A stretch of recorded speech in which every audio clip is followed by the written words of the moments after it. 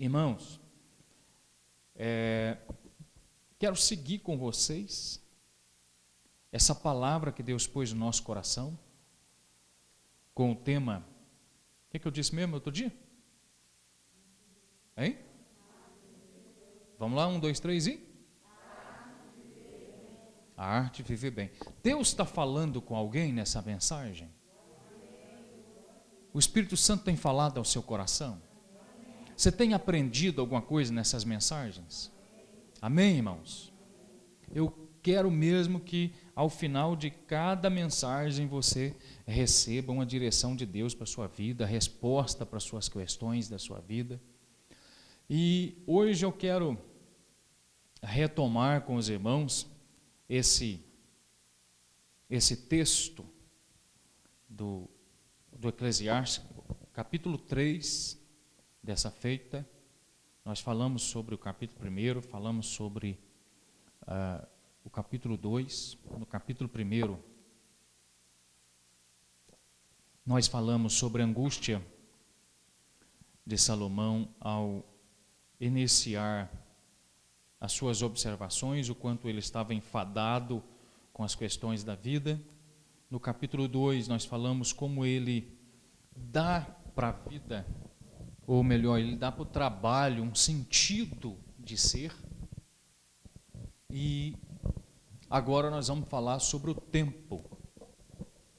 Como Salomão ele vai observar o problema do tempo. Achou aí Eclesiastes 3? Eu vou ler com vocês o texto do versículo 11 para resumir. Eclesiastes 3.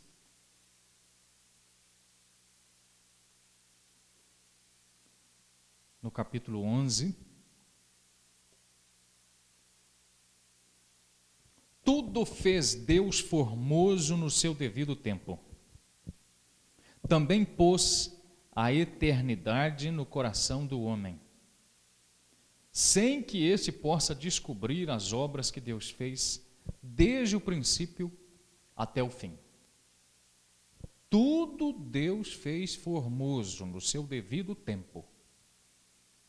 E ele pôs um senso de eternidade no espírito humano, sem, contudo, permitir que o homem saiba o seu futuro. O homem não consegue prever. É isso que ele está dizendo aqui. Vamos orar? Assentados mesmo. Senhor, nós oramos em nome de Jesus e nós nos apresentamos ao Senhor mais uma vez para que o Espírito Santo possa operar em nós a graça que há em Cristo Jesus. Que o Espírito Santo opere em nós, meu Deus, a iluminação do Cristo vencedor, a iluminação da glória divina manifesta no Gólgota.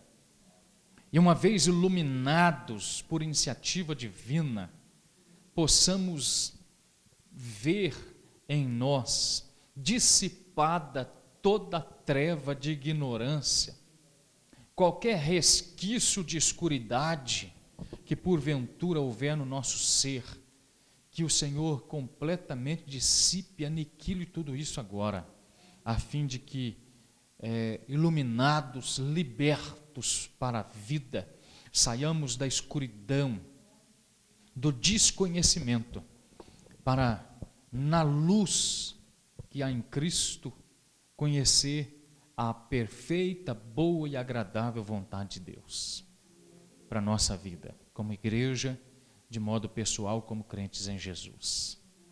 É nossa oração e que, ao fim de tudo isso, o teu nome, Senhor Jesus, seja glorificado. Em nome de Jesus. Aleluia. Aleluia. Glória a Deus. Glória a Deus. Para não esquecer, vamos repetir de novo o nosso tema das nossas mensagens aqui. Vamos lá, 1, 2, 3 e... A arte de viver bem. Hoje eu quero falar um pouco sobre o tempo. O tempo abordado por Salomão foi também matéria de discussão de muitos outros homens depois dele. Muitos outros pensadores questionaram a realidade do tempo e como ele interfere na consciência humana da própria realidade. Para muitos pensadores, o tempo era um ciclo sem começo e sem fim.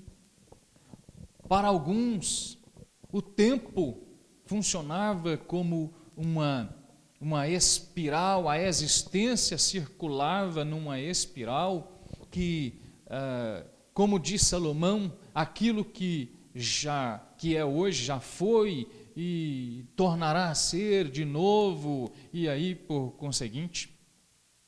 Para muitos pensadores, depois de Salomão, o tempo que nós conhecemos de modo linear, que nós olhamos para a existência e pensamos em dias, meses e anos, esse tempo, na verdade, é uma fase desses ciclos de vida que vão acontecendo, e para muita gente o tempo é infindável, o tempo ele volta a ser como já foi antes. Para algumas religiões do mundo, o tempo implica em continuar vivendo depois da morte, como por exemplo, para os espíritas, eles não acreditam que o tempo da vida aqui nessa existência humana cesse. Não.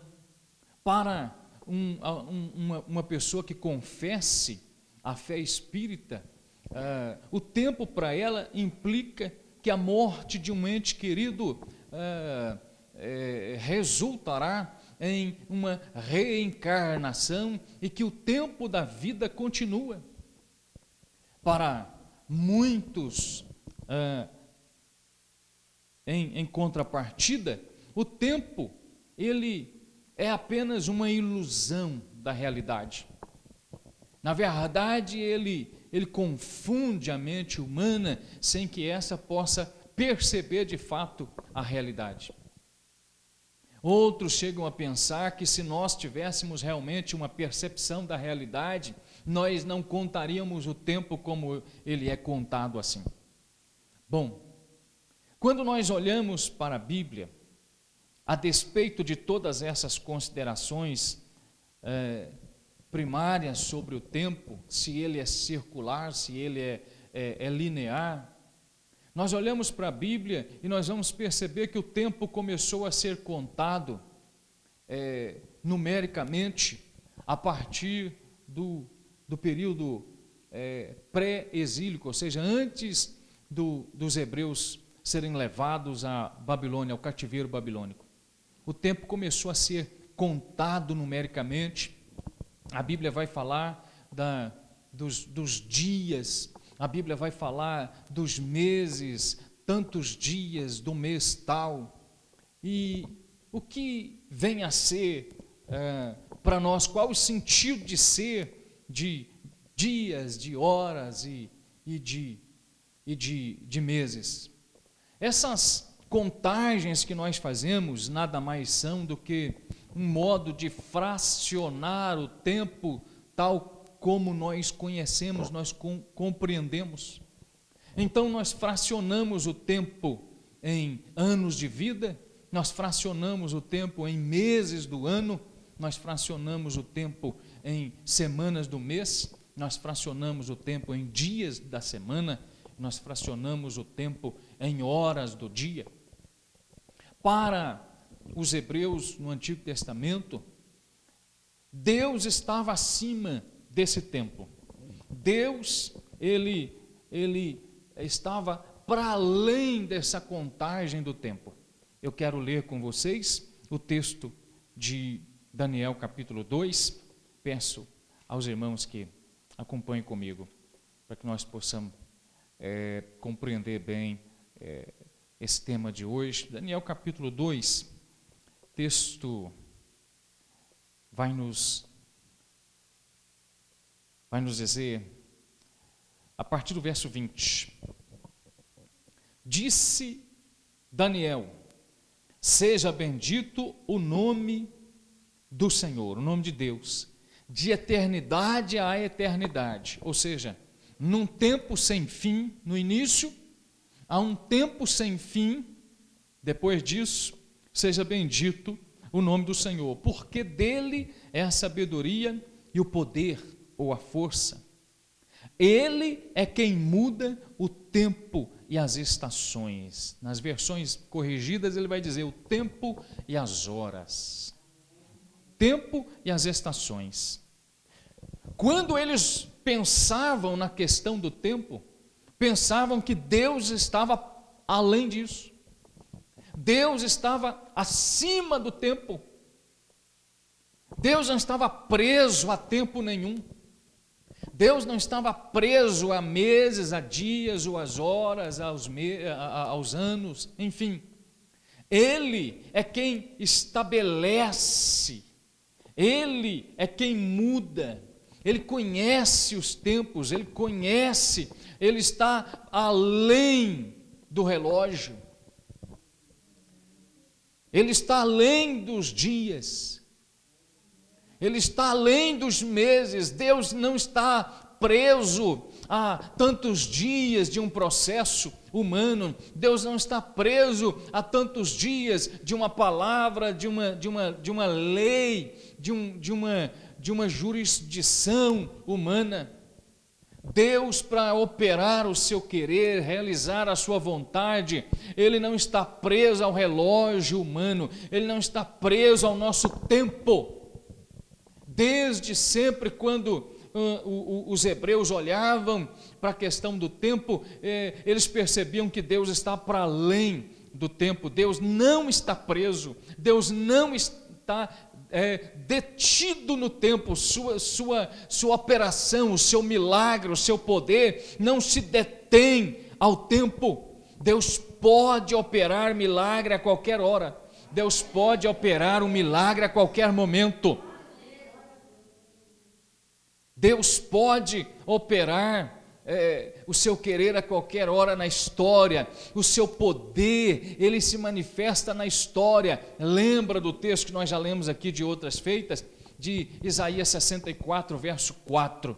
O texto vai dizer lá, olha, desde a antiguidade não se ouviu, nem se percebeu, nem se viu um Deus que trabalha por aqueles que nele esperam. Ou seja, desde o tempo passado, ele já operava, ele vai operar agora. Desde o tempo passado ele já era Deus, ele continua sendo Deus, ele não mudou com o tempo. Deus não muda. Deus não muda com o tempo. Desde sempre foi assim, olhando para a linha do tempo, os hebreus do Antigo Testamento, eles haviam Deus acima disso tudo. E quando nós olhamos para o Novo Testamento, nós vamos perceber que o tempo sempre foi muito importante para a questão da fé. Por quê? Gálatas capítulo 4, versículo 4, o texto vai dizer que, vindo Jesus na plenitude dos tempos, olha que coisa interessante, vindo Jesus, vindo porém a plenitude dos tempos, Deus enviou seu Filho, nascido de mulher, nascido sob a lei, para resgatar, verso 5, resgatar os que estavam sob a lei, a fim de que fôssemos recebidos como filhos, recebêssemos a adoção de Deus. Se lá no Antigo Testamento Deus estava acima do tempo, aqui no Novo Testamento Ele envia seu Filho no tempo certo. Por que Ele envia seu Filho no tempo certo? Na plenitude dos tempos. Por quê? Quando nós entramos no Evangelho de João, logo no capítulo 1, no versículo 1, João registra um fato interessantíssimo, e eu quero que você acompanhe comigo isso agora. João registra um fato interessantíssimo. Ele vai dizer assim: olha, no princípio era o Verbo, e o Verbo estava com Deus, e o Verbo era Deus. Ele estava no princípio com Deus. Olha só, ele estava no princípio com Deus. Aí, com essa introdução do versículo 1 e do versículo 2, João vai dizer que Jesus, desde sempre, era o Verbo pré-existente, e que, sendo o Verbo pré-existente, ele é a causa de toda a existência da vida, e que ele é antes do tempo, antes que o tempo começasse a ser contado, antes que o tempo começasse a existir, antes que surgisse em nós, humanidade, qualquer noção de tempo, o Logos eterno, a palavra viva, o Verbo eterno, que é o próprio Cristo, ele já existia, ele já era Deus, ele não passou a ser Deus um dia, ele sempre foi Deus. Ser Deus é a sua essência, ser Deus é o seu caráter, ser Deus é a sua natureza, ele sempre foi Deus.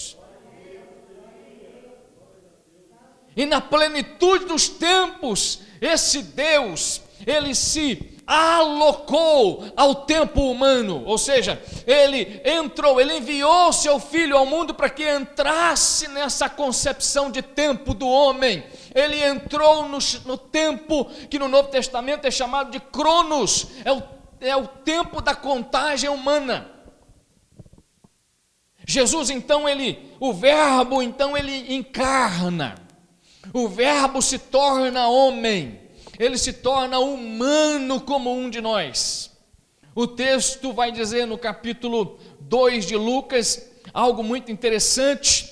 Entre o verso 42 e o verso 52, há um discurso de Lucas sobre Jesus. E no verso 52 ele vai dizer assim: olha, crescia o menino em estatura e graça e sabedoria diante de Deus e diante dos homens. Quando Lucas fala isso, ele quer dizer o quê? Que durante um tempo, durante um período da vida, a humanidade do próprio Jesus se desenvolveu num processo pleno e normal como outro ser humano, e que ele se desenvolvia intelectualmente, ele se desenvolvia emocionalmente, ele se desenvolvia biologicamente, ele se tornava alguém cada vez mais capaz de responder à vida, às questões da vida.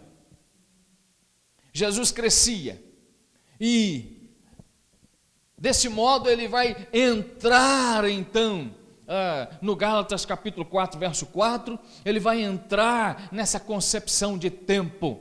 Ele chega aqui na plenitude dos tempos, é quando os tempos são divididos. Então há aí uma era em que nós contamos antes de Cristo e depois de Cristo. Para mostrar mais uma vez, e de agora de modo prático, que Deus está acima do tempo, quando ele envia seu Filho. O nascimento de Jesus, a entrada de Jesus no tempo humano, divide o tempo então. E a humanidade agora, tudo que vai contar, tem que contar antes de Cristo e depois de Cristo. O tempo então é uma concepção da nossa humanidade. Sobretudo o tempo para a cristandade, o tempo para os cristãos é muitíssimo importante. Por quê? Porque a promessa implica o tempo. A palavra da promessa implica o tempo. Deus sempre falou na linha do tempo. A sua palavra segue ininterruptamente. Deus nunca parou de falar na linha do tempo. Deus sempre falou no tempo de ontem e continua falando no tempo de hoje agora e vai falar ainda. Hebreus capítulo 1. Observe comigo lá. Hebreus capítulo 1. Como o texto vai falar sobre Deus falando. Havendo Deus, verso 1, Hebreus capítulo 1, verso 1. Havendo Deus falado, muitas vezes e de muitas maneiras, aos pais pelos profetas, nesses últimos dias, ele está fracionando o tempo. Ele está falando que tem uma parte desse tempo que são os últimos dias. Dias aqui é mera, na língua grega do Novo Testamento. Ele está falando que tem uma parte aqui que são os últimos dias. João vai falar sobre a última hora, a primeira carta de João capítulo 2, verso 18, ele vai dizer, filhinhos, é já a última hora. João fraciona ainda mais esse tempo, ele vai dizer que é a última hora. O Hebreus está falando dos últimos dias. João chega a dizer que já é a última hora desses últimos dias. Deus continua falando, Deus nunca deixou de falar, irmãos. Deus nunca deixou de falar. Outro dia eu estava meditando nessa palavra, como Deus fala. Durante a linha do tempo, Deus sempre se manifestou. Durante a linha do tempo, a Bíblia vai falar isso. O Salmo 103, versículo 7, vai falar que ele fez notórios seus feitos, seus caminhos. Ele mostrou seus caminhos a Moisés e ele mostrou seus feitos aos filhos de Israel. Ou seja, durante toda a história ele se revelou. Durante toda a história ele se mostrou. E eu estava pensando sobre isso e pensando sobre essas canções, essas músicas que o pessoal gosta de vender por aí, e muita gente gosta de cantar, que Deus está em silêncio, que Deus parou de falar, que Deus não está falando mais, que Deus não está respondendo mais. E aí tem aquelas músicas assim melodramáticas e que a turma gosta porque mexe com a emoção e mexe com esse povo assim, sabe, mais esse povo meloso dentro da igreja. Essas canções assim, sabe, bem melosa, que fala assim, olha, você está sofrendo, é porque Deus não te respondeu ainda, você está sofrendo porque Deus está em silêncio, você está sofrendo porque Deus não falou nada, você está sofrendo porque Deus não te respondeu. Não, irmãos, Deus continua falando. A Bíblia acabou de dizer aqui que no passado ele falou aos pais pelos profetas. Agora, nesses últimos dias, ele está nos falando pelo Filho. João vai dizer que é já a última hora, está na hora da igreja acordar, está no tempo da igreja perceber que Deus continua falando. Ele nunca deixou de falar, não. Ele continua agindo, Deus continua poderoso. Deus continua curando enfermos, Deus continua batizando com o Espírito Santo, Deus continua salvando o pecador, Deus continua escrevendo o nome daqueles que se arrependem no livro da vida do Cordeiro. Ele continua presente no culto quando a igreja se reúne para adorá-lo. Deus continua falando, ele nunca deixou de falar. Deus nunca deixou de falar. É só um crente dobrar o seu joelho. Não precisa ter holofote, não precisa ter ninguém sabendo, não precisa ter tapinha nas costas, nem parabéns, nem outdoor na entrada da igreja, nem mensaginha no WhatsApp. É só um crente dobrar os seus joelhos de madrugada, seja lá a hora que for. É só um crente dobrar o seu joelho na presença de Deus e começar a buscar o Senhor, mesmo se ele não souber orar. A Bíblia vai dizer, o Romanos 8, 26, que o Espírito Santo vai interceder por ele. Deus continua falando, o Espírito Santo vai gemer por eles com gemidos inexprimíveis. Essa é a linguagem do Espírito Santo, são sensações e impressões na alma humana. Deus continua falando, Deus nunca se calou a seu respeito. Deus continua te chamando de filho, Deus continua te chamando de filha, Deus continua te chamando de amada igreja do Senhor, Deus continua te chamando de noiva de Jesus. Aleluia. Deus nunca deixou de falar. Deus nunca se calou a respeito da igreja, irmãos. Ele continua falando, Ele fala por sua palavra, Ele fala pela experiência humana, Ele fala pela criação que dá prova da sua existência e do seu poder, Ele fala pelo universo que Ele mesmo sustenta por seu poder, Ele fala por todas as evidências que aí estão, provando que Deus está agindo acima do tempo, na linha do tempo, na história humana. Aleluia!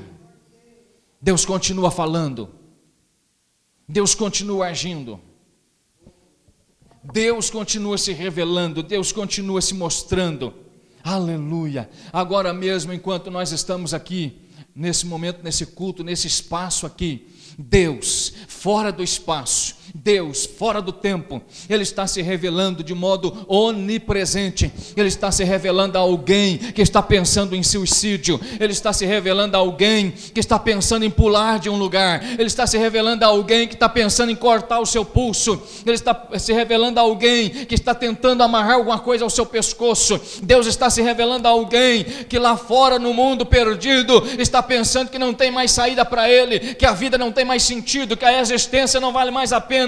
Deus está se revelando, porque Ele não se calou. Deus continua falando, Deus continua agindo, Deus continua se manifestando. É da vontade dEle mostrar-se ao homem um Deus de amor. Ele ama o pecador, Ele continua mostrando o seu amor ao mundo. Aleluia, aleluia, aleluia. Olhando para a sua história de vida, você consegue ver Deus?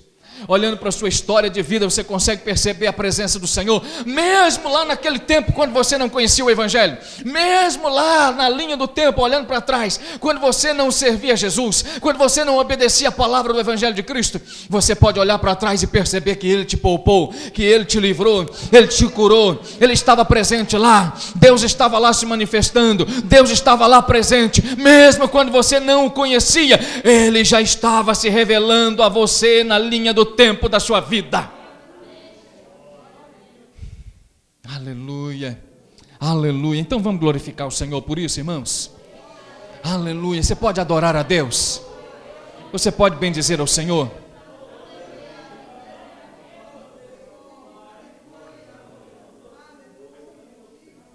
Olhando para trás na linha do tempo da nossa vida, como diz o texto, no lugar onde estava escrito que não erais povo, agora está escrito que somos povo de Deus. Olhando para a linha do tempo da nossa vida particular, nós que éramos outrora inimigos de Deus, agora somos chamados filhos de Deus, pois Ele nos transportou das trevas para o reino do Filho do seu amor. Olhando para a nossa história de vida, nenhum de nós poderia estar aqui, mas sem nenhum mérito nosso pessoal, sem nenhuma glória pessoal, sem nenhuma vantagem pessoal, aqui estamos por seu inteiro poder, aqui estamos para a glória de Jesus, aqui estamos porque o Gólgota é testemunha de que Ele falou lá, tetelestai, está pago, foi consumado, eu comprei e paguei, eles pertencem a mim. Aleluia, aleluia. Oh, aleluia, aleluia. Oh, que glória poder olhar para trás e ver que não temos mérito nenhum na salvação. Que glória poder olhar para trás e ver que não temos nenhuma participação efetiva e que não há mérito nenhum em nós para ser aplaudido, para ser reconhecido.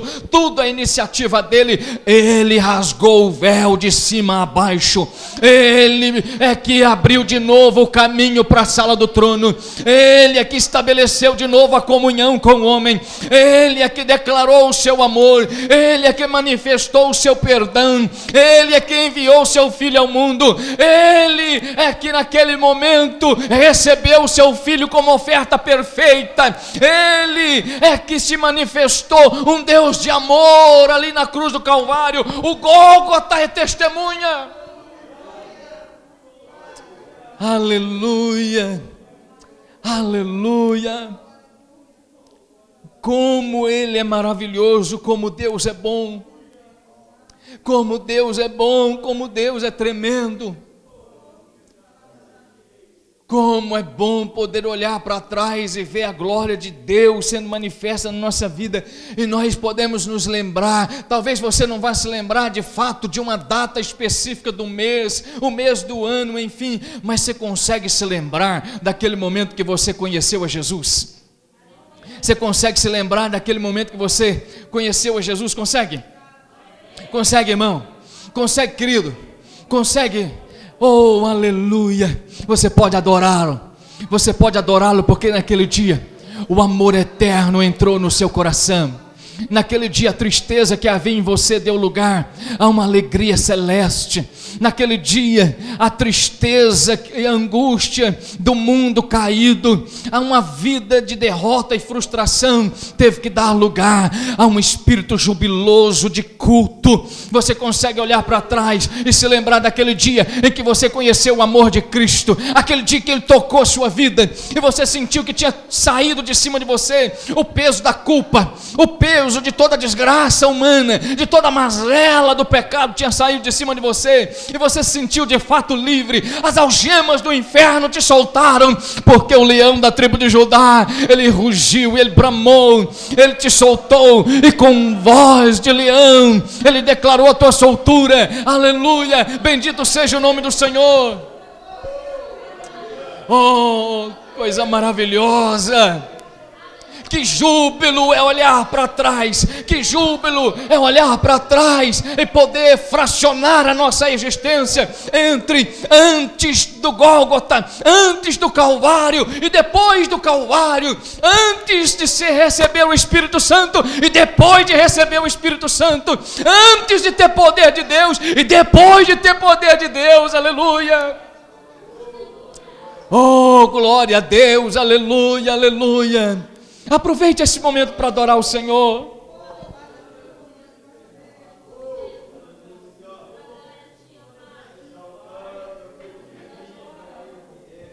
Aleluia. Glória a Deus, aleluia. Há tantas pessoas que ficam dentro da igreja perdendo tempo. Há tantas pessoas que ficam dentro da igreja sem fazer nada. Jesus questionou os seus discípulos. No texto de João capítulo 14, Jesus questionou os seus discípulos. Quando Filipe pergunta a Jesus, pede a Jesus, Senhor, mostra-nos o Pai. Jesus vai dizer, mas eu estou convosco há tanto tempo, e você me pede para te mostrar o Pai. Olha para mim, eu sou a expressão do Pai, eu e o Pai somos um.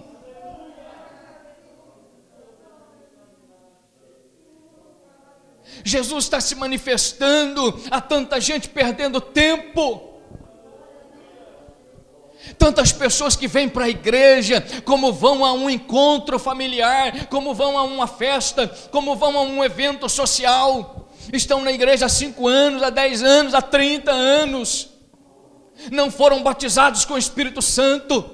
Não têm dons espirituais, não desenvolvem nenhum ministério, nunca ganharam a alma para Jesus, não ensinam a palavra do Evangelho a ninguém.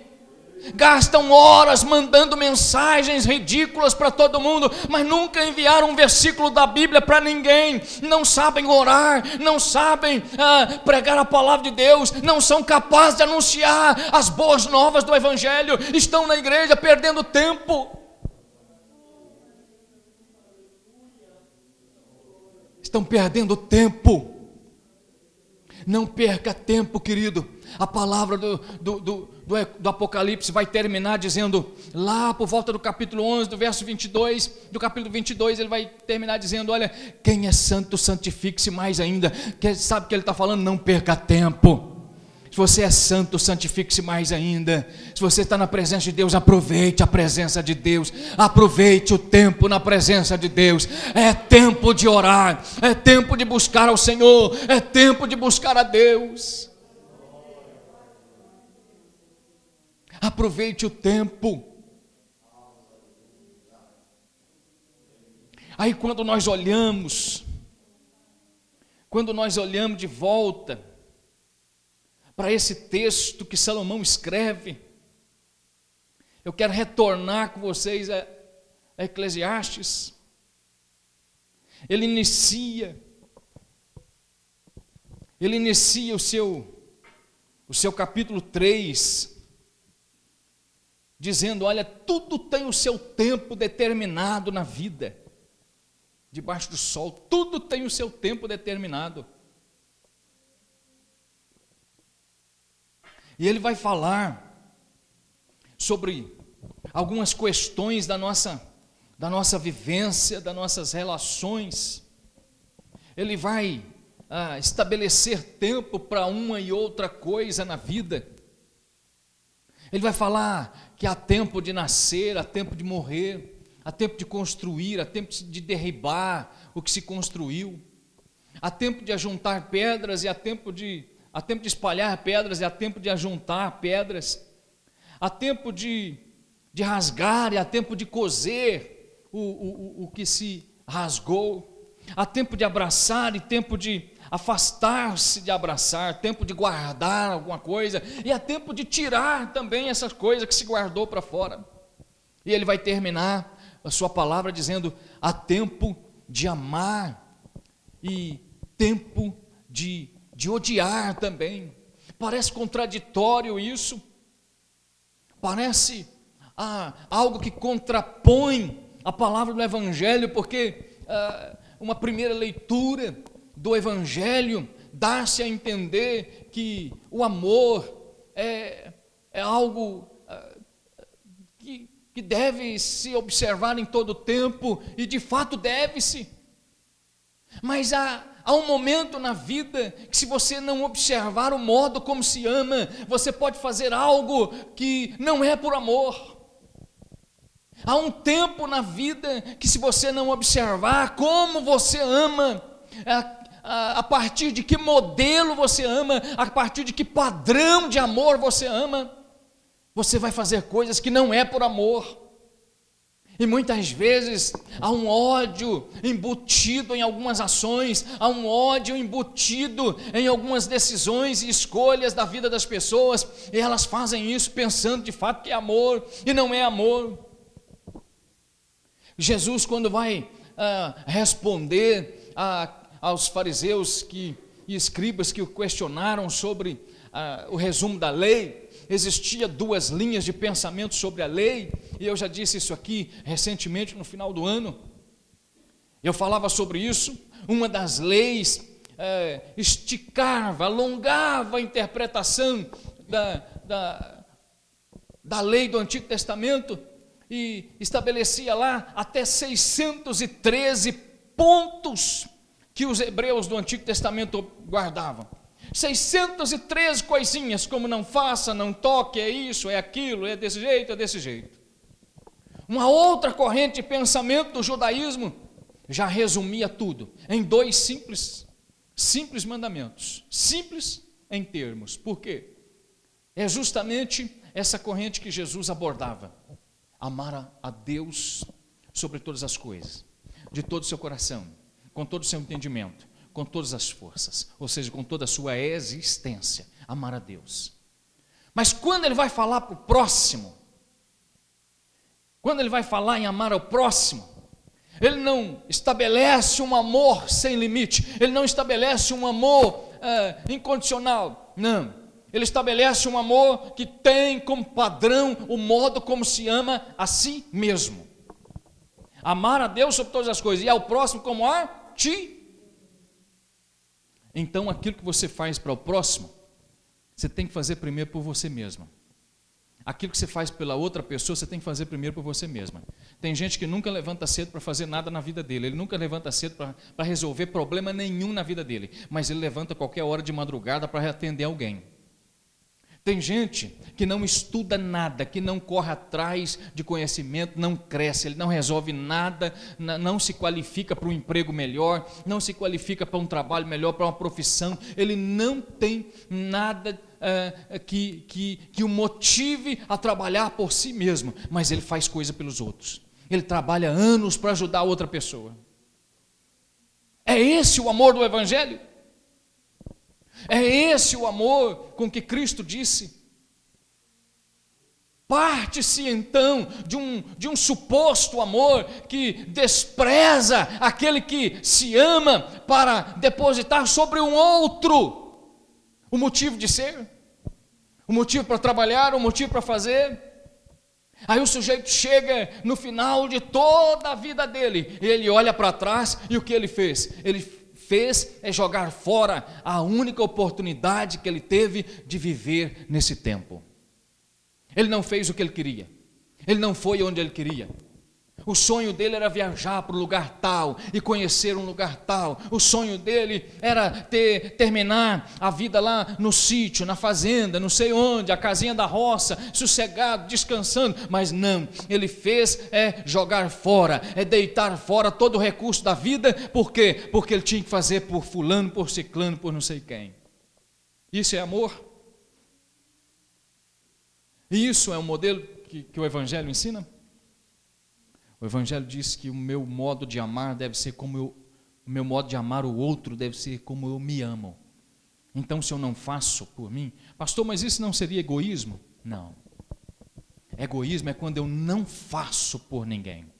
Egoísmo é quando eu faço por mim só, em detrimento do direito do outro. Ou seja, eu busco a tragédia do outro para eu sair ganhando.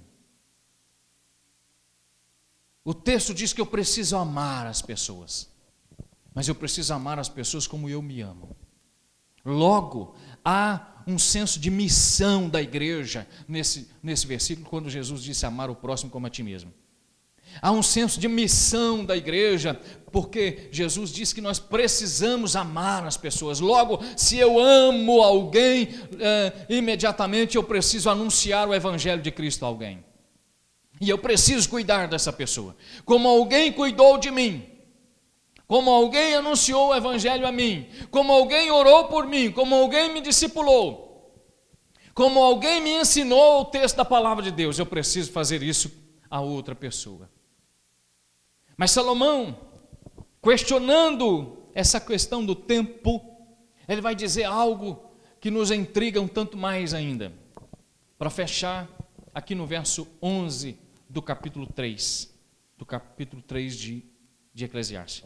Ele vai dizer, olha, Deus fez tudo formoso no seu devido tempo. Deus fez tudo formoso. E ele pôs a eternidade no coração do homem. Ele pôs a eternidade no coração do homem. E há momentos que esse tempo para nós aqui é angustiante. Há momentos que esse tempo para nós aqui é um sofrimento. Há momentos que esse tempo é uma coisa doída. Sabe por quê?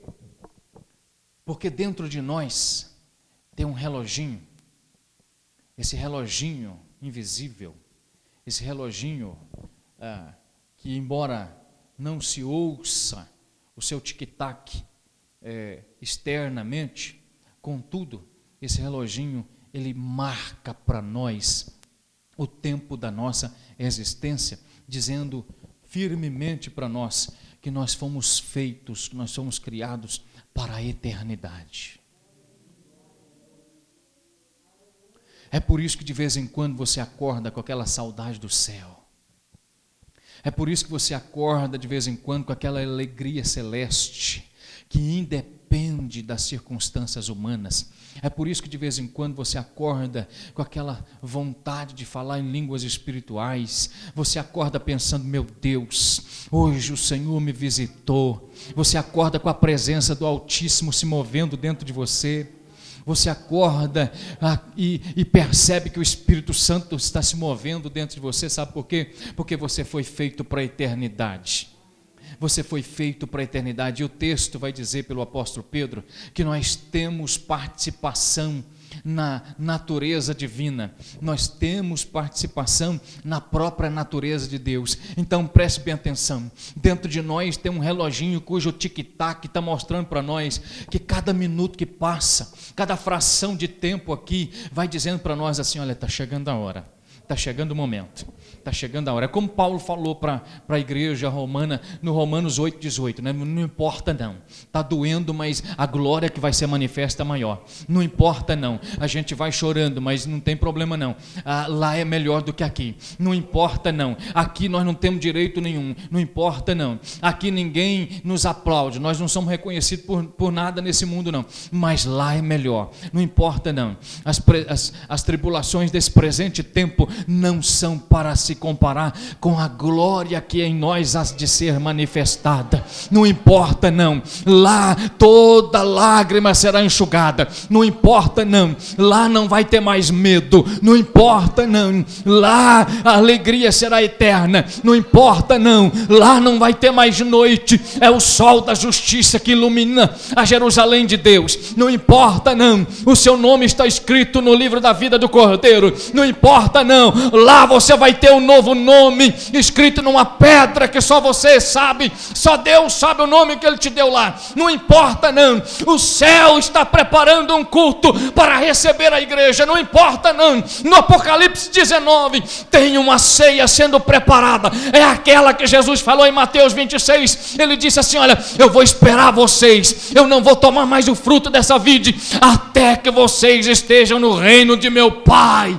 Aleluia. Não importa não, está chegando a hora. Romanos 13, quando Paulo diz à igreja, está chegando a hora, nós estamos mais perto da nossa salvação do que antes, quando aceitamos a fé. Não importa não, irmão, está doendo, mas está gemendo e está sofrendo, mas a glória do céu está sendo revelada. Aleluia, aleluia, aleluia. Oh, aleluia. Oh, irmão querido, não importa não, filho, deixem falar de você, querido. Deixem falar de você, deixem que atirem pedras, deixem que fale, deixem que acuse, deixem que te persigam. Jesus diz que tudo isso é por causa do seu nome. Não importa não, Ele está voltando. Não importa não, Ele falou de séculos. Ele disse, olha, eu não vos deixarei órfãos nem um dia. Ele fracionou tudo em um dia. Ele falou, não vos deixarei órfãos nem um dia. Eis que estou convosco até a consumação dos séculos. Quando todo esse tempo for fechado, quando toda essa consciência de tempo não existir mais, nós estaremos com o Senhor da glória, o Rei dos reis, o Senhor dos senhores. Não importa não, irmãos, Ele pôs a eternidade em nós, nós fomos feitos para Ele. Aleluia. Vamos terminar de pé, vamos terminar adorando. Aleluia, levante as suas mãos assim, se você quiser fechar os seus olhos, se você quiser adorar, se você quiser falar em línguas espirituais, não importa não, Ele te fez para a eternidade. Aqui tudo é difícil, aqui é tribulação mesmo, mas o céu te espera. O céu tem vitória, o céu tem vitória, o céu tem vitória, aleluia. Você pode adorar o Senhor, querido. Pode ser que o batismo com o Espírito Santo chegue agora e você crê nisso. Você crê nisso, pode ser. Mas mesmo assim, deixe Ele te renovar. Deixe que o Espírito Santo te renove. Deixe que o Espírito Santo te abençoe agora com a presença sublime. Aleluia, vamos terminar adorando ao Senhor. Vamos terminar glorificando a Deus, vamos. Aleluia. Oh, aleluia. Adore ao Senhor, adore ao Senhor.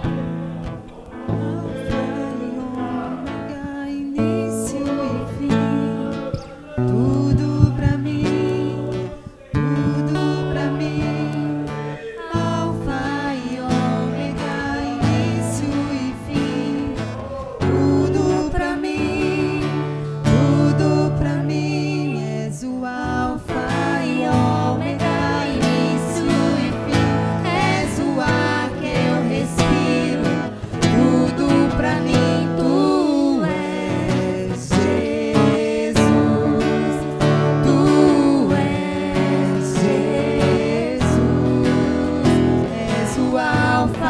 Aleluia. Início e fim, és o ar que eu respiro, tudo pra mim, tu Glória a Deus. Jesus, tu és Jesus. Aleluia. Olhe só. Isso que você está vivendo vai passar. Isso que você está sofrendo vai passar. Vai passar, porque Ele determinou que vai passar. Vai passar. Isso que você está vivendo vai passar, vai passar. E você vai cantar vitória. E vai chegar o momento de nós podermos recitar o texto de Cantares 2, dizendo: o tempo de cantar chegou.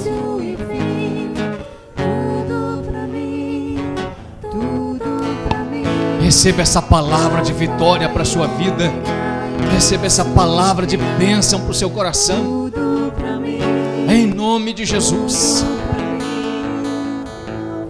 Em nome de Jesus. Em nome de Jesus. Em nome de Jesus. Esse é um tempo de buscar a Deus. Esse é um tempo de buscar ao Senhor. Esse é um tempo de orar. Esse é um tempo de jejuar, irmãos. Esse é um tempo de clamar ao Senhor. Nossa geração nunca teve um momento tão propício para pregar o Evangelho como agora. Todas as coisas que estão acontecendo estão contribuindo tanto para a pregação do Evangelho. É hora da igreja pregar. É hora da igreja se manifestar, irmãos. É hora da igreja dizer ao mundo: estamos aqui, somos a luz para esse mundo, somos o sal para essa terra. Aleluia. O Senhor é Deus. Aleluia. Aleluia. O Senhor é Deus. Assume esse posicionamento diante de Deus nesse tempo. Assume esse posicionamento de fé no tempo que você tem agora para viver firmemente a palavra de Deus. Assume o seu lugar no campo de batalha. Assuma. Aleluia. Aleluia. Amém, queridos. Que o grande amor de Deus Pai e a graça salvadora de Deus em Cristo Jesus e a consolação do doce querido Espírito Santo esteja conosco e em nós até aquele grande dia, quando lá toda noção de tempo passará então para nossa consciência de eternidade. Então não teremos mais o relógio desse mundo. Nós teremos sendo recebidos na glória eterna para sermos participantes aí sim, completa e plenamente da natureza divina, de modo eterno. Deus te abençoe até aquele grande dia, o dia de Cristo, em nome de Jesus. Deus te abençoe, querido. Um abraço vale o dia, a palavra vale a vida. Deus te abençoe.